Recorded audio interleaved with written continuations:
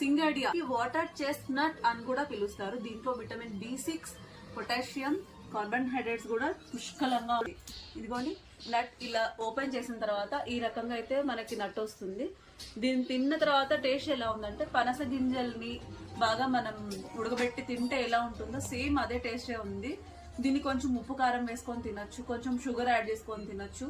దీంట్లో అయితే sugar levels అస్సలు ఉండవు. హ్యాపీగా మంచి ప్రోటీన్, యాంటీ ఆక్సిడెంట్స్ కూడా దీంట్లో చాలా బాగుంటాయి. ఇలా ఓపెన్ చేసిన తర్వాత ఈ రకంగా అయితే మనకి నట్ వస్తుంది.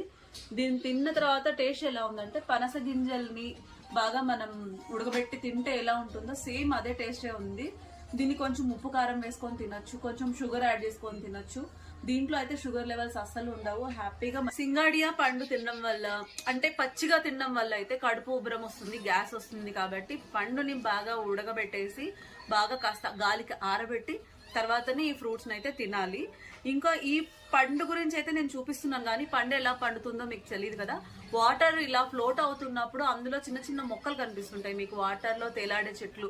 దాని కింద ఈ కాయలు అయితే కాస్తాయి అన్నమాట. ఇవే పళ్ళగా వీటిని ఉడకబెట్టేసి మనం చెస్ట్ ఫ్రూట్ నట్ అంటాము, సింగారియా అని కూడా అంటాము. ఈ పండు తినడం చాలా మంచిది ఆరోగ్యానికి. హాయిగా తినొచ్చు, ట్రై చేయండి.